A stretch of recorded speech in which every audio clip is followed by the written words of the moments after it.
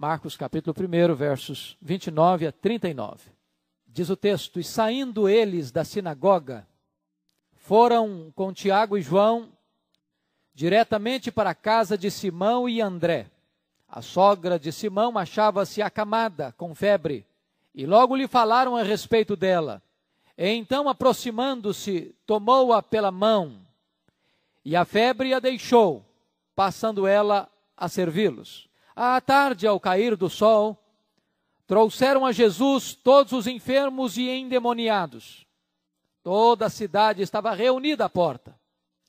E ele curou muitos doentes de toda sorte de enfermidades. Também expeliu muitos demônios, não lhes permitindo que falassem, porque sabiam quem ele era.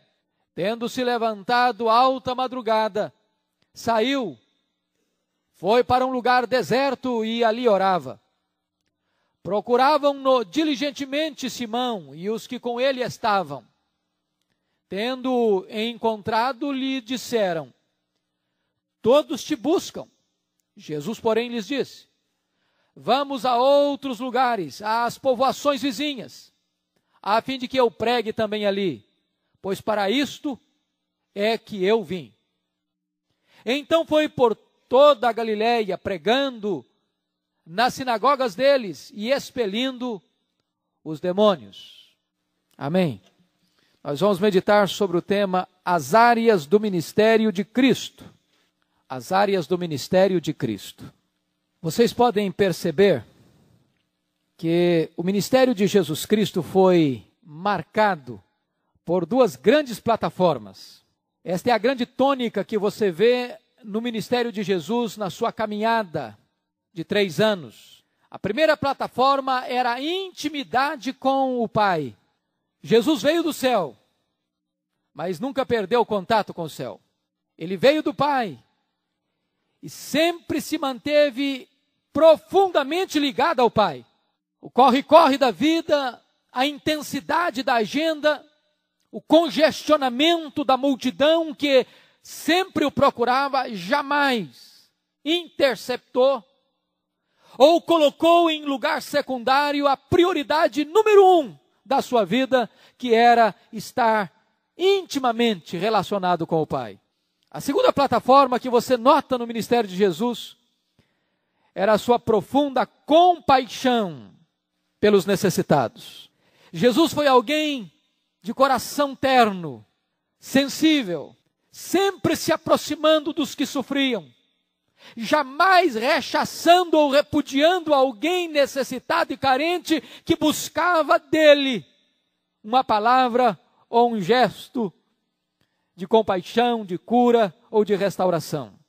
Jesus sacrificava seu descanso pessoal para atender às multidões aflitas e sobrecarregadas, sempre procurando socorrer as suas necessidades. As pessoas tinham prioridade para ele. E esse texto que nós lemos hoje vai nos falar sobre as áreas do ministério de Jesus, focando basicamente 4 áreas. Eu chamo a sua atenção para elas. Primeiramente, esse texto destaca o ministério de cura do Senhor Jesus Cristo. Isso está claramente definido nos versos 29 a 34 do texto lido. E você vai perceber alguns pontos aqui desse ministério de cura de Cristo que merecem destaque. Primeiro, Jesus usa o seu dia de descanso para socorrer os aflitos. Notem vocês que Marcos está dando a agenda do dia de Jesus. Marcos é aquele evangelista que está preocupado mais com a obra de Jesus do que com as palavras de Jesus. Mais com a ação de Jesus do que com o ensino de Jesus. Porque Marcos escreve para os romanos e os romanos estão muito mais preocupados com a ação do que com ensino. Por isso Marcos é o evangelista que é mais sintético nos seus relatos, porque ele não despende tempo com palavras, ele foca sua atenção em atitudes, em ações do Senhor Jesus Cristo. E você vai notar então que logo no sábado de manhã, Jesus vai para a sinagoga, vai participar do culto, vai para a igreja. E lá no culto ele ensina, e lá no culto ele liberta o endemoniado. Após esse culto da manhã, certamente convidado para almoçar na casa de Pedro, ele é informado de que a sogra de Pedro está enferma, está doente. E com a situação súbita e grave, uma febre alta. E diz a Bíblia que Jesus Cristo sai da sinagoga e vai para a casa de Simão para curar a sogra de Pedro. Quando ele termina este fato, sem oportunidade para descansar, diz a Bíblia que à porta da casa a cidade se amontoa. Agora, uma multidão necessitada, carente, de gente doente, de gente enferma, de gente possessa. E diz a Bíblia que este fato acontece já no final do dia. Por que no final do dia? Porque dentro da cultura judaica não se podia transportar ninguém nem dia de sábado. Então certamente esta multidão vem a Jesus depois das 6 horas da tarde, quando o sol já tinha se posto. E certamente isso delonga noite adentro, porque diz a Bíblia que Jesus Cristo vai orar, vai impor as mãos sobre cada pessoa enferma. E Marcos faz questão de usar uma figura hiperbólica, dizendo que toda a cidade estava à porta, portanto era uma multidão. Cafarnaum era a maior cidade da Galileia. Certamente este trabalho entrou noite adentro. E quando todos pensavam que Jesus Cristo ia tirar agora toda a noite para descansar, um merecido descanso, quando amanhece o dia, a multidão ainda o procura, e os discípulos não encontram no seu quarto, e sai Pedro buscando Jesus para todo lado, corre aqui, corre ali, corre acolá, talvez ainda na penumbra da madrugada, até que descobre Jesus num local solitário. Ele estava orando. A vida de Jesus, sempre nas trincheiras da luta, buscando fazer a obra de Deus enquanto é tempo. Ele sacrificava o seu dia de descanso para socorrer as pessoas aflitas. O princípio é, nós temos que pensar nos outros mais do que em nós. O outro determina a agenda mais do que o eu. Segunda coisa que você nota aí, é que os discípulos levaram os seus problemas para Jesus. Preste atenção no versículo 30, e logo lhe falaram a respeito dela. Lucas 4:38 diz, e rogaram-lhe por ela. Você vai notar então que Pedro era casado. Isso é confirmado lá em 1 Coríntios 9:5. E diz a Bíblia que neste contexto, seu irmão André mora com ele. Era a casa de Pedro e André. A sogra de Pedro mora com ele. E diz as escrituras que agora esta mulher está doente. Ela está enferma. E estes discípulos falam para Jesus, pedem ajuda para Jesus, buscam o socorro de Jesus. Isso nos prova duas coisas. Primeiro, é que eles acreditavam que Jesus tinha compaixão. Segundo, eles acreditavam que Jesus tem poder. Isso nos ensina um princípio, irmãos, extremamente importante na vida. Qual é o princípio? Que nós devemos contar para Jesus aquilo que está nos afligindo. Nós devemos levar os nossos problemas a Jesus. Nós devemos levar as nossas causas a Jesus. Às vezes nós contamos para os amigos, às vezes nós contamos para as pessoas, às vezes nós contamos para o nosso familiar, às vezes nós contamos para o nosso vizinho, as nossas causas, as nossas lutas, as nossas dores, as nossas aflições. Mas nós precisamos entender que a primeira pessoa a quem devemos contar a nossa dor, contar o nosso problema, buscar refúgio, é Jesus. Nós não devemos deixar Jesus lá dentro da igreja. Nós devemos levar Jesus para dentro da nossa casa. Nós devemos levar Jesus para dentro das lutas da nossa família. Esta é uma lição extremamente importante. Buscar a Jesus. Talvez fazer aquele pedido do oficial do rei. Senhor, vai lá em casa, antes que o meu servo morra. Senhor, eu tenho necessidade do meu lar. E é uma necessidade gritante, urgente. Senhor, vá na minha casa. Vá na minha casa. Talvez você possa também dizer como aquele homem, eu não sou digno que tu entres na minha casa, mas basta uma ordem tua, Senhor. Mas o certo é, leve as suas causas para Jesus.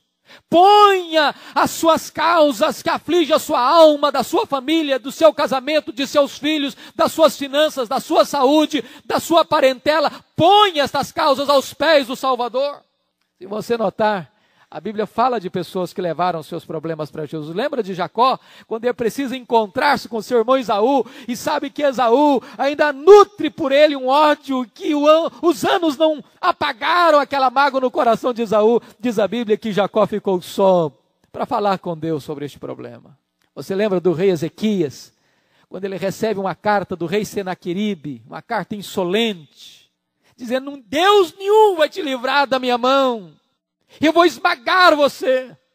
Quantas vezes você também é oprimido, tantas vezes você é ameaçado, tantas vezes você é intimidado por forças que conspiram contra a sua vida, e você se vê ameaçado, inseguro. Conta para Deus isso. Diz a Bíblia que Ezequias levou esta carta e apresentou esta carta diante de Deus e orou ao Senhor. E diz a Bíblia que o Senhor mandou um anjo só, feriu 185 mil homens. E reverteu aquela situação. Quando Marta e Maria percebem que Lázaro está enfermo, a primeira atitude delas é mandar um recado para Jesus: o Senhor está enfermo, aquele a quem amas. Fala para Jesus. A Bíblia diz: lance sobre ele toda a vossa ansiedade. Terceira coisa, irmãos, as nossas causas impossíveis são possíveis para Jesus. O texto nos informa que a sogra de Pedro estava com febre. Mateus acrescenta o dado de que ela ardia em febre. E a palavra febre na língua grega é a mesma palavra para fogo. Ela ardia em febre, como se estivesse queimando. Lucas, que era médico, usa uma expressão mais técnica, mais ligada à medicina, dizendo que ela estava com a febre muito alta.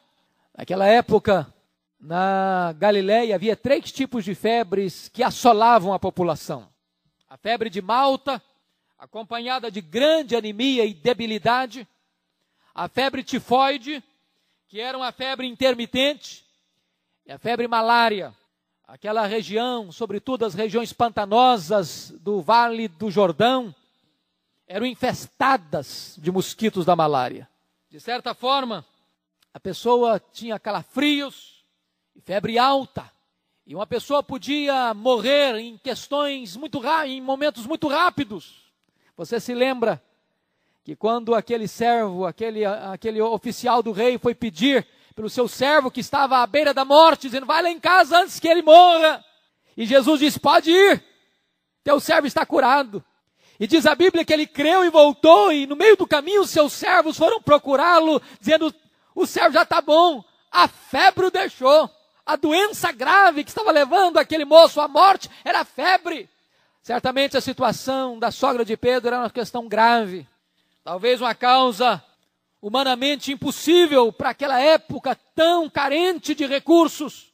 Mas leve a sua causa, ainda que impossível, e ponha aos pés do Senhor Jesus. Leve a sua causa, ainda que impossível, coloque nas mãos de Jesus. E diz as Escrituras que o Senhor Jesus a curou. Há uma coisa que eu fico encantado, sabe o quê? Talvez das pessoas que Jesus curou, uma das mais íntimas tenha sido esta mulher, sogra de Pedro, discípulo tão achegado a Jesus. Gente, diríamos nós, gente de casa, diríamos nós, amigos, gente da cozinha. Pois é a cura cujo relato é o relato mais breve e é o relato mais singelo dos evangelhos. Não há aqui nenhum aspecto espetacular ou especial pelo fato desta mulher ser a sogra de Pedro. Ao contrário, relato mais breve e mais singelo que os evangelhos fazem acerca de uma cura feita por Jesus. Quarta lição: nenhuma enfermidade pode resistir ao poder de Jesus. Lucas diz que Jesus ordenou a febre, deu ordem à febre para deixá-la. Marcos diz que Jesus a tomou pela mão e a febre a deixou, e deixou imediatamente. O que é maravilhoso, irmãos, é que Jesus fala para a febre e a febre tem que escutar a voz dele. Jesus fala para o vento e o vento tem que escutar a voz dele. Jesus fala para o mar, e as ondas do mar estão debaixo das ordens dele. Jesus fala para os anjos, e os anjos obedecem a sua voz. Jesus fala para os demônios, e os demônios têm que bater em retirada diante da sua voz e autoridade. O universo inteiro se curva diante da voz do Senhor Jesus. Notem vocês que Jesus não usa nenhum truque, nenhuma mágica, nenhuma palavra de encantamento, nenhum recurso místico. Jesus não faz nenhum estardalhaço espetacular, cinematográfico. Simplesmente Jesus toca esta mulher, segura pela mão, dá uma ordem à febre e a levanta. Você pode notar que a cura foi imediata, diz o texto, e a febre a deixou. A cura foi total, logo ela se levantou. E a cura foi permanente, ela passou a servi-los. Não tinha nem mais resquício, sequela, sintoma de debilidade depois da febre.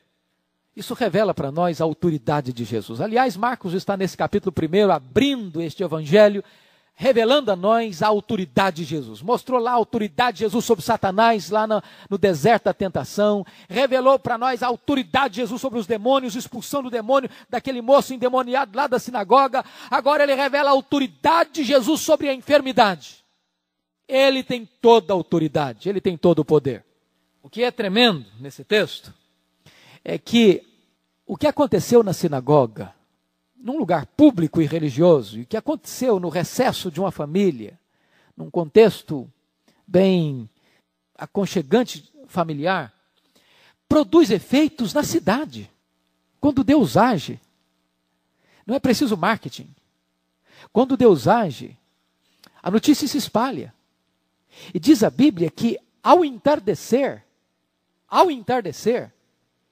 a cidade inteira, olha aí o verso 33, toda a cidade estava reunida à porta. E diz a Bíblia que as pessoas vinham carregando os enfermos, trazendo os enfermos. E diz o texto aí, você pode ler comigo, versículo 34, que ele curou muitos doentes de toda sorte de enfermidades. A palavra toda sorte aí é uma palavra só no grego, é a palavra poikilos, de onde vem a palavra policromático, que é absolutamente variado, todo tipo de doença, todo tipo de enfermidade. Gente com as coisas mais complicadas, ou doenças mais simples, as mais graves. Você notar a palavra que aparece aí, no versículo 32, trouxeram. A ideia aqui é de trazer uma carga. Certamente muitas pessoas vieram carregadas nas costas, ou em macas. O que o texto quer dizer que algumas pessoas, ou nós as levamos a Jesus, ou elas vão perecer.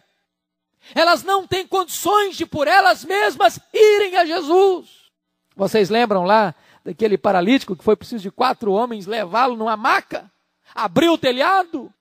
É necessário, queridos irmãos, nós entendermos isso. Não apenas devemos levar as nossas aflições a Jesus, mas nós devemos levar os aflitos a Jesus. E é isso que nós estamos vendo aqui. Levaram as pessoas aonde Jesus estava. Segunda área do ministério de Jesus. O ministério de libertação. Versículos 32 a 34. Vejam vocês, notem vocês, que no verso 34 diz, e ele curou muitos doentes de toda sorte de enfermidades, também expeliu muitos demônios, não lhes permitindo que falassem, porque sabiam quem ele era. Primeira coisa que eu chamo a sua atenção aí, é que as pessoas traziam os endemoniados a Jesus. Nós temos que entender algumas coisas. Se você já lidou com isso, se você tem alguma experiência nesta área de lidar com pessoas endemoniadas, você vai saber o seguinte, que uma pessoa endemoniada não fica endemoniada o tempo todo. Não fica o tempo todo. A possessão é um fato que ela acontece em termos de manifestação em alguns momentos. Satanás e os seus demônios são estratégicos. Eles não se manifestam a qualquer hora, em qualquer lugar, em todo momento. É por isso que no texto que lemos lá da sinagoga, aquele homem foi para a sinagoga. Ele era, entre aspas, um adorador. Nós não sabemos se ele chegou a cantar, ou se ele chegou a ler, ou se ele chegou a orar, ou como é que foi o comportamento dele no meio dos demais, até o momento em que houve a manifestação da possessão. Mas o certo é que esse texto diz que os endemoniados foram levados. Isso nos mostra, queridos irmãos, a necessidade de trazer ou de levar os cativos ao Senhor Jesus. As pessoas oprimidas ao Senhor Jesus. A palavra que aparece aí, traziam. A ideia é, traziam continuamente. É como se tivesse uma fila de gente, e cada vez chegando mais gente. E o texto é tão tremendo, no texto paralelo de Lucas, que diz a Bíblia que Jesus impôs as mãos sobre cada um deles. Isso significa que Jesus não trata as pessoas como um número numa massa. Que as pessoas para Jesus têm nome, têm rosto, têm cheiro, têm importância, têm valor. A possessão, segundo Egídio Joia, é como uma espécie de uma enfermidade, com algumas características, espiritual, mental e física. É claro que nós temos que distinguir possessão de doença. Claro que temos que distinguir. Às vezes a possessão pode estar ligada a uma doença. É por isso que você encontra na Bíblia Jesus expulsando o espírito mudo, espírito surdo. Porque no ato da possessão, aquele demônio gerou naquela pessoa uma limitação física. E no momento em que o demônio é expulso, volta a funcionar o corpo, restaurando as suas habilidades. Mas nem sempre uma possessão está ligada à doença física. Nem sempre. São coisas distintas. São coisas distintas. Agora você vai ver que nessa multidão que é trazida, você pode ver 3 grupos bem claros aqui. O primeiro grupo que chega é o grupo dos necessitados, os que são trazidos. O segundo grupo é o grupo dos que trazem. É o grupo do trabalho, é o grupo da diaconia, é o grupo do serviço, é o grupo que se envolve com os que sofrem, com os que necessitam e estende os braços para socorrer. E o terceiro grupo, à luz do verso 33, é o grupo dos espectadores. É o grupo que está ali para assistir o espetáculo.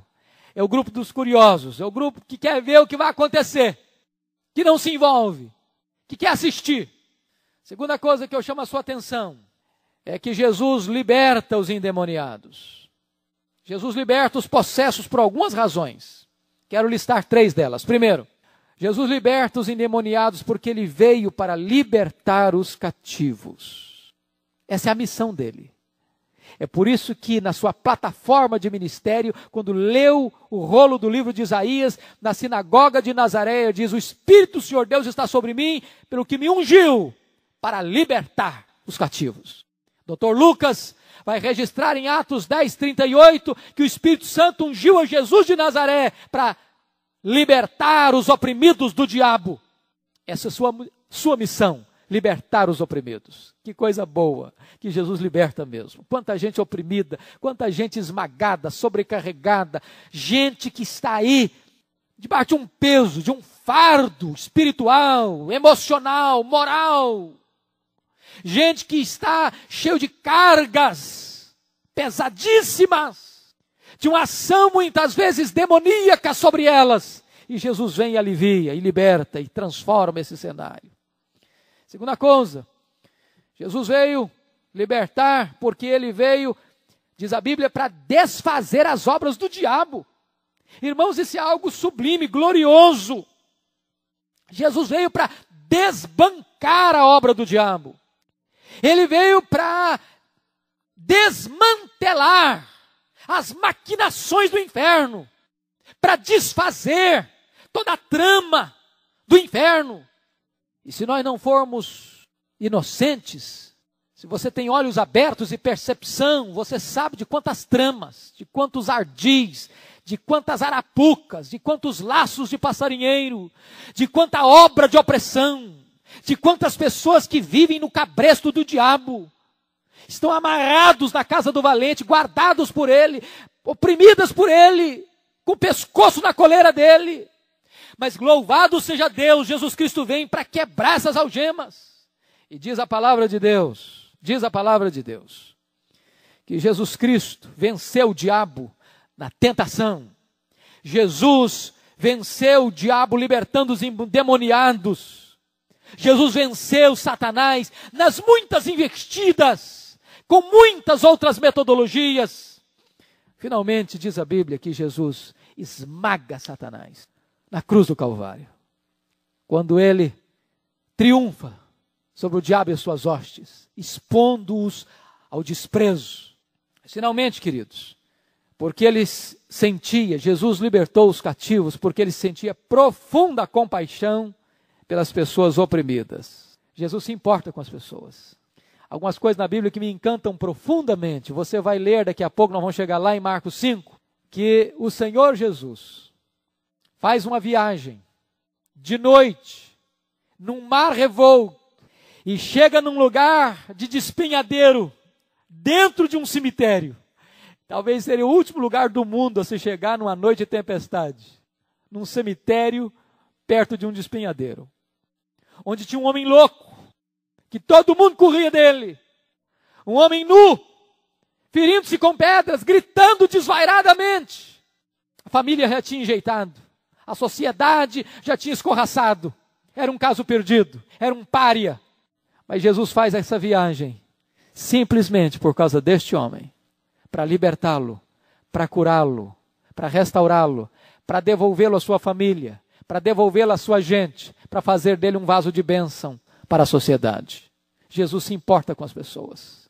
Se você assistiu o filme Todo-Poderoso, ou Poderoso, não me lembro o título exato, acho que é o Todo-Poderoso, aquele filme me encantou apenas por uma coisa, não obstante ter algumas coisas lá jocosas demais que às vezes ferem o ser de Deus.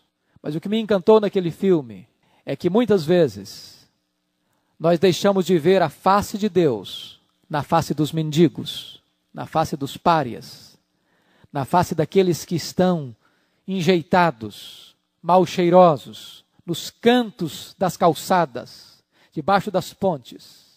E nós passamos e torcemos o nariz, e olhamos para o outro lado, e repugnamos, e sentimos náuseas.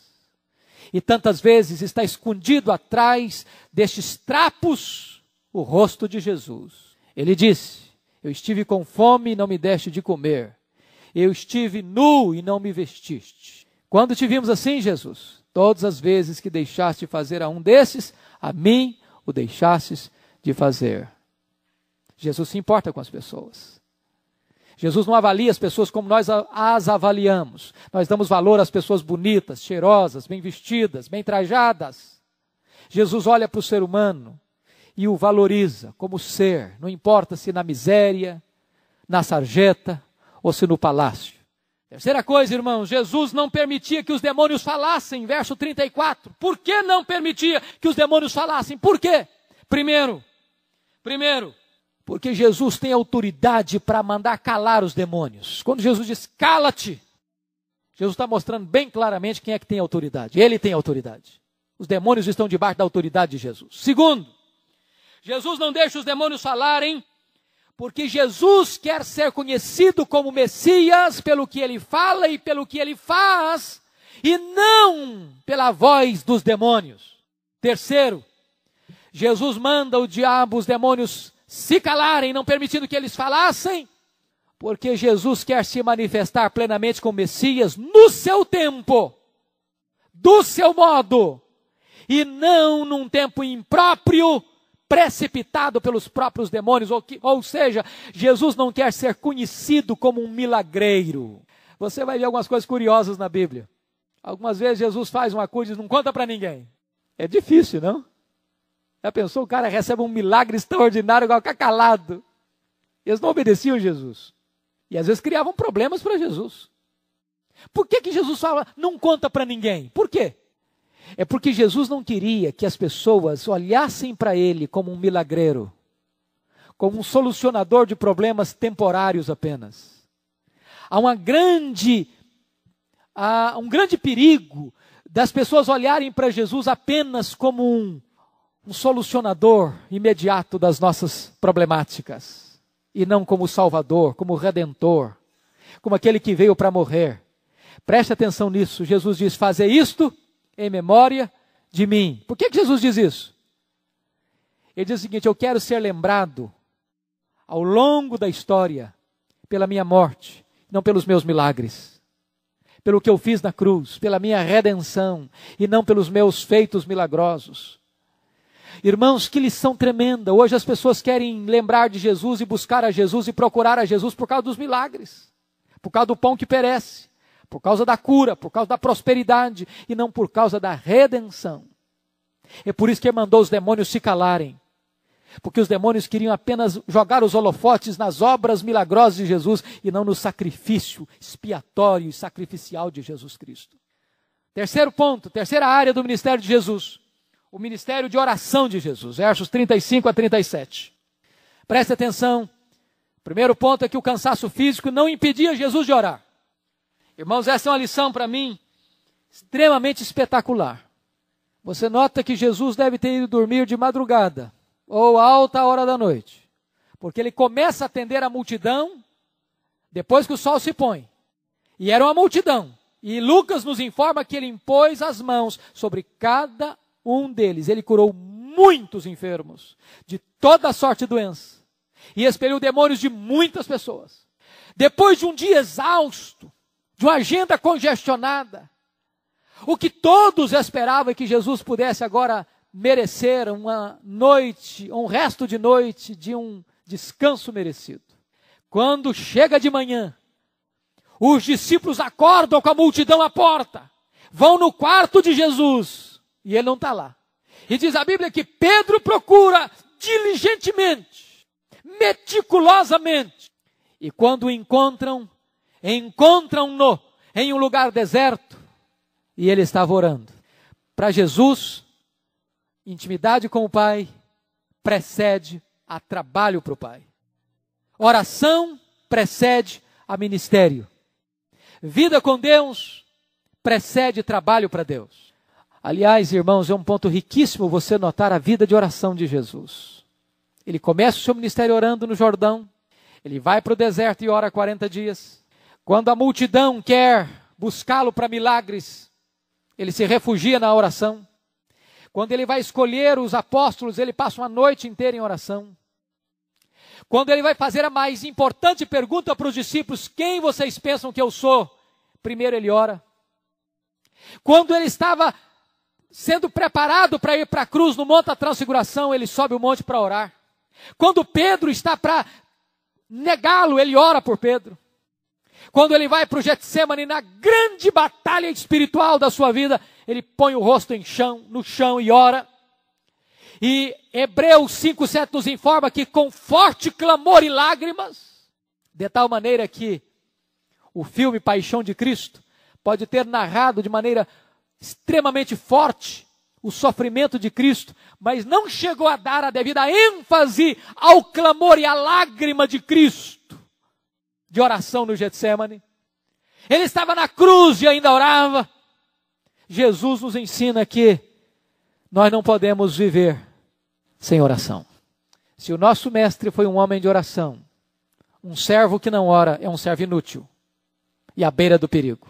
Eu fico imaginando que se Jesus Cristo, sendo o homem perfeito, não sujeito às fraquezas como nós somos, orou com tamanha frequência, com tamanha intensidade, quanto mais nós sujeitos às nossas fraquezas. Deveríamos ser muito mais zelosos e dedicados à oração. Se ele, que é o próprio Deus feito homem, orou com grande clangor e clamor e com lágrimas, e nós? De que maneira deveríamos orar? Segundo ponto, a oração para Jesus era intimidade com o Pai e não desempenho diante dos homens. Olha o verso 35. O verso 35 nos diz assim: tendo se levantado à alta madrugada, saiu, foi para um lugar deserto e ali orava. Jesus teve uma noite de sucesso. De sucesso. Alguém que está começando o ministério e a multidão o procura. Mas ele não se encanta com isso. Ele não se ilude com popularidade. Talvez esta é uma das coisas mais sutis que nós precisamos estar atentos. Cuidado com a popularidade. Cuidado com o afluir das multidões. Cuidado com a fama. Não tem nada mais perigoso do que a fama. E Jesus soube muito bem discernir. Quando a multidão vai procurá-lo, ele foge e se refugia na oração. Irmãos, que lição tremenda. Que lição tremenda. Quando a multidão, doutra feita, procurou Jesus para fazê-lo rei, ele fugiu para orar. Jesus está mostrando com isso o seguinte, que vida de oração, intimidade com Deus é mais importante do que sucesso no ministério. Um dos maiores riscos do ministério é quando as pessoas se ocupam tanto com os homens que não tem mais tempo para Deus. Outra coisa, queridos, em terceiro lugar, Jesus dava mais valor à comunhão com o Pai do que sucesso diante dos homens. Olha o verso 37, por favor. Tendo-o encontrado, lhe disseram, todos te buscam. Você quer algo mais tentador para um líder? Você quer algo mais encantador para um líder do que ser procurado pela multidão? De ser seduzido pela popularidade? De se encantar com as massas? De perceber que os homens estão aplaudindo e o buscando e o procurando? O Senhor Jesus está nos ensinando uma seríssima lição. De que comunhão com o Pai é mais importante do que sucesso diante dos homens. Finalmente, queridos, eu gostaria de olhar a última área. O ministério de pregação de Jesus. Versículos 38 e 39. Por favor, olha aí. Quando disseram, todos te buscam, Jesus, porém, olha a adversativa aí, o porém. Jesus, porém, lhes disse, vamos a outros lugares, às povoações vizinhas, a fim de que eu pregue também ali, pois para isto é que eu vim. Então foi para toda a Galileia, pregando na sinagoga deles e expelindo muitos demônios. Primeiro, a pregação ocupava o lugar central no ministério de Jesus. Ele diz, para isto é que eu vim. Para isto é que eu vim. O Filho de Deus, honrado pelos anjos e querubins, entra na história para ser evangelista, para ser missionário, para ser pregador. Não há certamente posição mais sublime e mais honrosa. Também talvez não haja uma mais perigosa. É para isso que eu vim. Eu vim para pregar. Eu vim para pregar, eu vim para ensinar, eu vim para proclamar o reino de Deus, eu vim para anunciar as boas novas da salvação, eu vim para anunciar ao homem a mensagem da vida eterna. E o apóstolo Paulo é quem vai dizer que a fé vem pelo ouvir e ouvir a pregação, a palavra de Cristo. Que coisa boa. Spurgeon dizia o seguinte, falava para os seus alunos no seminário, sempre dava esse alerta para os seus alunos, cuidado para vocês não serem seduzidos pelos encantos do mundo, da fama. E ele dizia assim, se os reis da terra vos convidarem para serdes ministros de Estado, não vos rebaixeis, abrindo mão do posto de embaixadores de Deus. Quantas pessoas seduzidas, encantadas, abandonando as trincheiras do reino, para se envolverem com os negócios deste mundo, achando que é tanta coisa, ser um político, ser isso, ser aquilo, quando na verdade o Rei da Glória, o Senhor dos Senhores, entrou no mundo para dizer, eu vim para ser pregador, eu vim para ser um embaixador de boas notícias. Segunda coisa, a pregação para Jesus era mais importante do que os milagres. Quando eles disseram, todos te buscam, ele porém lhes disse, não vamos pegar essa direção não, vamos pegar a direção contrária. Vamos percorrer a Galileia, porque convém que eu pregue, porque para isso eu vim. Que estou dizendo o seguinte, pregar é mais importante que fazer milagres. A palavra de Deus é mais importante do que os sinais e maravilhas. A salvação não vem pelo milagre. Irmãos, nós temos que entender isso. O milagre não é o evangelho. O milagre abre portas para o evangelho. O milagre é preparatório para a pregação. mas não é a pregação. Você nunca viu alguém sendo salvo por causa do milagre. Aliás, os tempos mais prósperos, mais abundantes de milagres na história da humanidade foram 3 períodos. Período do Êxodo, período dos profetas, mormente profeta Elias e Eliseu, e o período de Jesus dos apóstolos foi o período de maior índice de incredulidade na história. Mas todas as vezes que a pregação esteve em alta, houve quebrantamento, houve salvação. É pela pregação que a igreja é estabelecida, é pela pregação que os perdidos são salvos, é pela pregação que o povo de Deus é edificado, é pela pregação que as pessoas são convocadas e chamadas e resgatadas das trevas para a luz. Finalmente, a pregação de Jesus era dirigida aos ouvidos e aos olhos. Porque diz o texto, no versículo 39, que Jesus pregava e expelia demônios. Jesus pregava e Jesus exercia ministério de libertação. Jesus falava e Jesus fazia.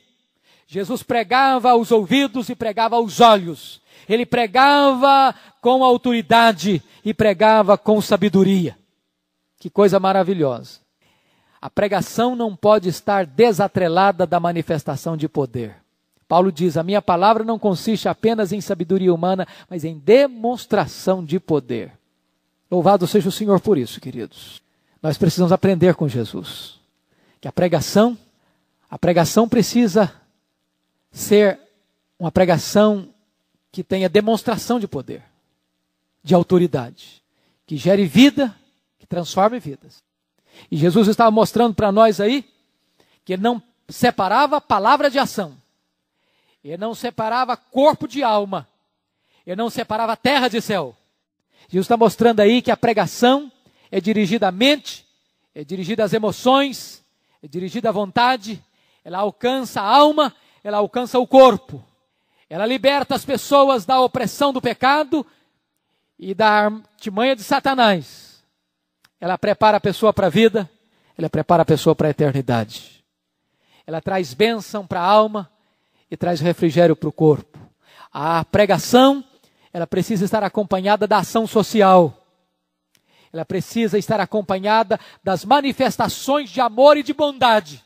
Ela precisa vir acompanhada com a libertação efetiva daqueles que estão escravizados e oprimidos. Que Deus nos ajude a olhar para o ministério de Jesus, a imitar o ministério de Jesus. Jesus como aquele que cura, Jesus como aquele que liberta, Jesus como aquele que tem comunhão com o Pai pela oração, Jesus como aquele que proclama a palavra de Deus. Ele percorreu a Galileia, as sinagogas. Num versículo só diz isso, mas esse programa demorou semanas, meses, e Jesus mostra que ele é um homem do povo, que ele vai aonde o povo está. Que Deus nos ajude, que Deus nos abençoe. Amém. Vamos ficar em pé, vamos orar. Obrigado, Senhor, pela Tua palavra, pela vida, pelo ministério, pelo exemplo do Senhor Jesus Cristo. Ajuda-nos a olhar para Ele como nosso modelo e como nosso exemplo. E ajuda-nos, ó Deus, a imitar aqueles que levaram as suas causas, suas necessidades, seus problemas e os deixaram aos pés do Senhor Jesus. Ajuda-nos a imitar aqueles que levaram os aflitos também a Jesus. Ajuda-nos a imitar a Jesus, socorrendo aqueles necessitados. Ajuda-nos a imitar a Jesus na vida de oração e na vida de proclamação. Dá-nos a bênção de sermos uma igreja que imita o ministério do nosso Rei e Senhor. Que a bênção dele seja sobre nós nesta noite, ó Deus. Que o despertamento venha ao nosso coração nesta noite, para a glória do teu nome. Em nome de Jesus. Amém.